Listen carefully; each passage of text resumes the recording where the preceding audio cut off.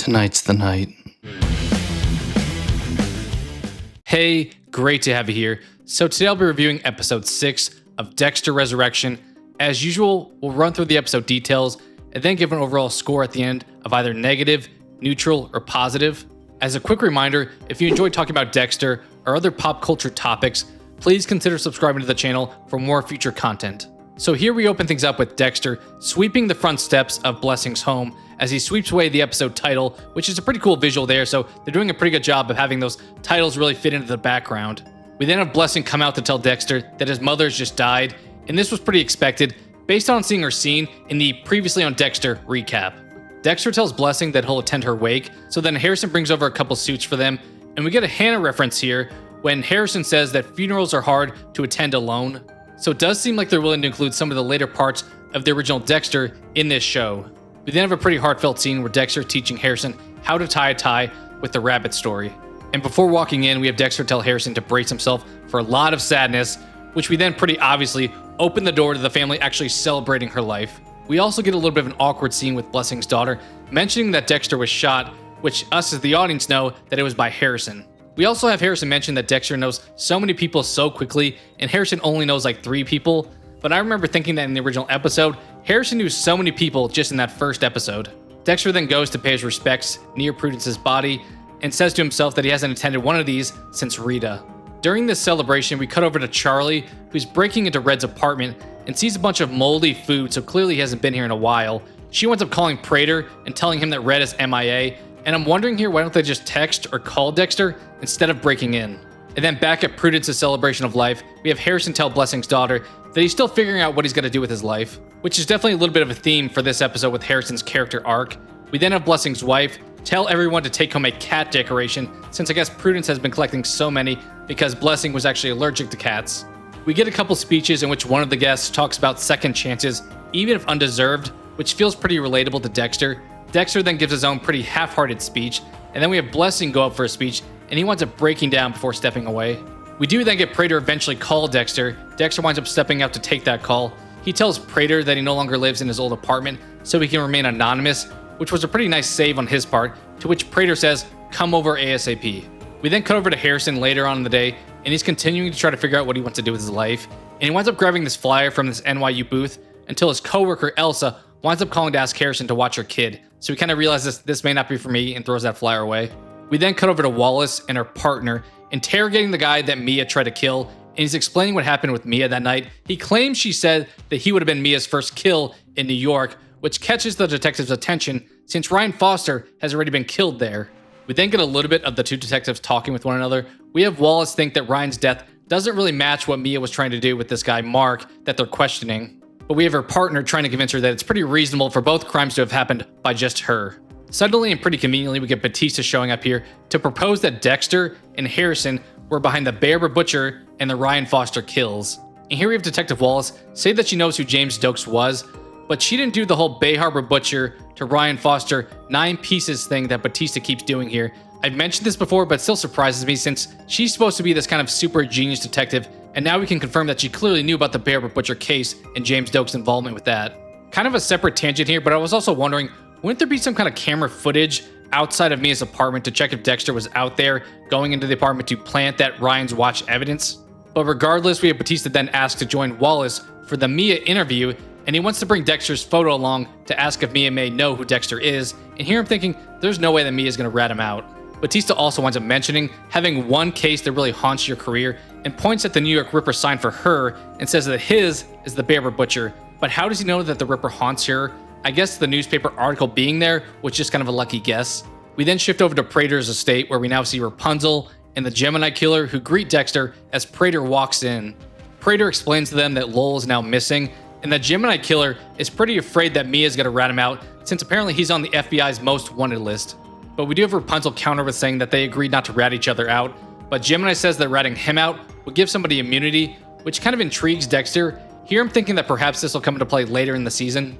And that scene pretty much wraps up with Prater giving each of the 3 of them tons of cash to keep them calm. We then cut to Charlie, who's at this gambling party, and she hands this guy an envelope, presumably of money to do some kind of job that we don't know about yet. We then see Dexter looking up the Gemini Killer's history on his phone and realizes that he meets the code, so he winds up following the Gemini Killer into a bookstore. And then we have Gareth, the Gemini Killer, open a book and leave something inside of it.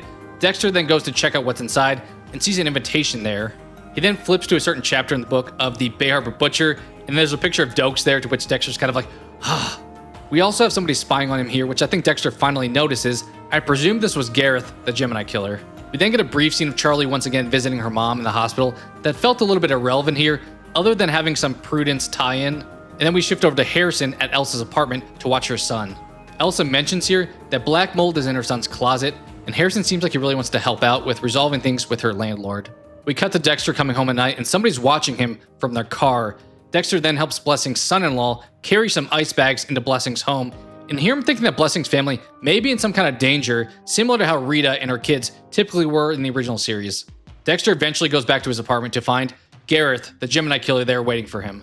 And trying to think quick on his feet, Dexter, obviously impersonating Red here, says he's a big fan of the Gemini Killer, and that's why he followed him to the bookstore and took the item out of the book. And Gareth in the scene is so full of himself that he really buys that. He just continues to ramble on about being the top in everything, like being #1 in Mensa. I don't think it means what you think it means. Dexter winds up offering him a drink and wants to M99 it, which he does so pretty blatantly here. He then asks who the note was for in the book, and Gareth says it was for himself, which later makes a lot more sense. They have a bit of a back and forth in which Dexter asks why Gareth kills in pairs, to which he responds with saying that dying that way is the ultimate bond between two people. When Dexter finally offers the gin and tonic, Gareth winds up swapping the two drinks. A clever man would put the poison into his own goblet. And we're briefly like, uh-oh, but Dexter winds up going through with it and drinking the drink that now is in front of him. And sure enough, it turns out that Dexter had planned for this and Gareth doing the swapping of drinks, so Gareth winds up passing out there. As he falls down, Dexter gives some kind of one-liner saying, "Who's #1 now?" Inconceivable! It is kind of convenient that Dexter wanted to kill the Gemini Killer this episode, and then he winds up showing up to Dexter's apartment like a present on Christmas. And then back over with Harrison and Dante, the kid that he's watching. Dante winds up starting to struggle to breathe. Eventually, Harrison's able to take care of him and help him, and subsequently tucks him into bed and reading him a bedtime story. And here we get another pretty conveniently timed event, with the landlord that was just discussed showing up at the front door and asking for some rent money. Harrison says that Elsa will pay once the black mold gets taken care of. They start shouting at each other, and we get a fake out here of Harrison stabbing the landlord's eye with the fork, but instead the landlord finally just takes off. We then cut back over to Dexter, who now has Gareth tied up and mouth duct taped. And pretty unusual here, Dexter doesn't wind up bothering to talk to him. Instead, he opts to just kill him quickly. And suddenly we have Blessing show up at his door here. Dexter quickly chucks Gareth into the bathtub. I realize Gareth is kind of wrapped up, but I think we would get some blood leaking somewhere in the unplanned moving of his body. Blessing then comes in and apologizes for his behavior and says that his mother's death really hit him hard here. He gives a pretty deep story about her saving his life from war. And the main message the Blessing gives here is to keep the darkness away from his home, which Dexter realizes he needs to do with Harrison. Blessing then asks for some Advil, and Dexter's like, "Oh yeah, go to the bathroom," which I don't know why he kind of led him down that direction. He quickly realizes, bad choice there. He winds up heading to the bathroom. Blessing notices the shower curtain ring isn't quite right, which we saw as he kind of threw the body into the bathtub.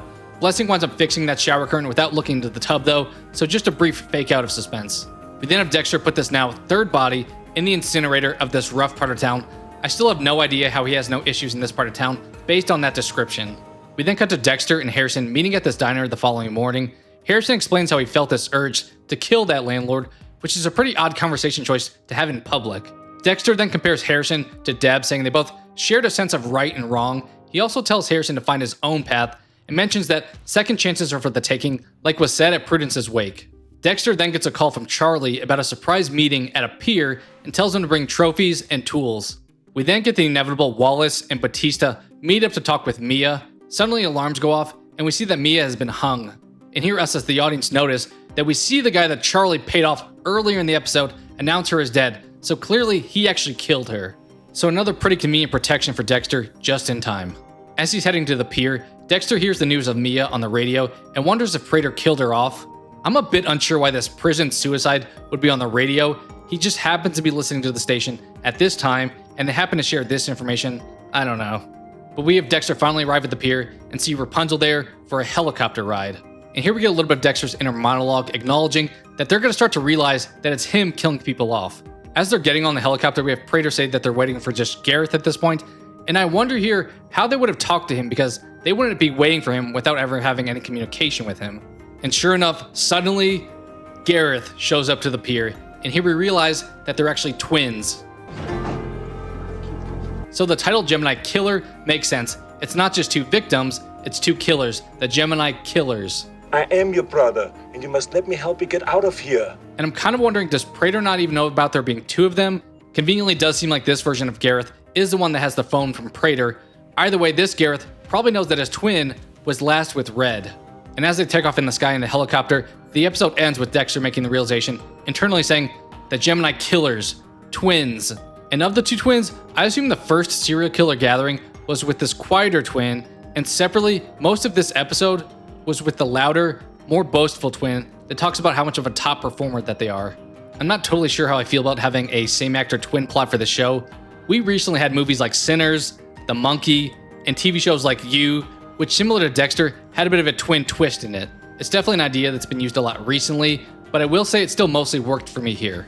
I did also think to myself, it's a little bit easier to be number one on the FBI most wanted list when you have double the kill opportunities of most people. Overall as an episode, this felt like a typical mid-season entry. We had some plot development with things like the Gemini Killer revelation and Mia dying, but I didn't think it was as exciting of an episode as some of the others we've gotten. For a rating here, I'm gonna go with neutral. I did like the Gemini Killer twist and the drink mind game there. I didn't really feel much tension where it was intended with scenes like Blessing going to the bathroom or Batista showing all of his cards to Wallace. I do still like the direction of things though, and I'm pretty interested to see where they take things next. It would be kind of replicating the Kurt Caldwell and New Blood story, but part of me thinks Harrison could wind up in some kind of danger from Prater once he eventually realizes who Dexter is. Maybe even Batista will save Harrison, we'll have to see.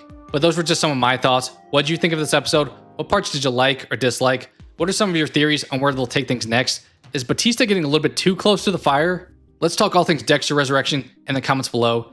Thank you so much for watching, and I hope to talk to you again soon.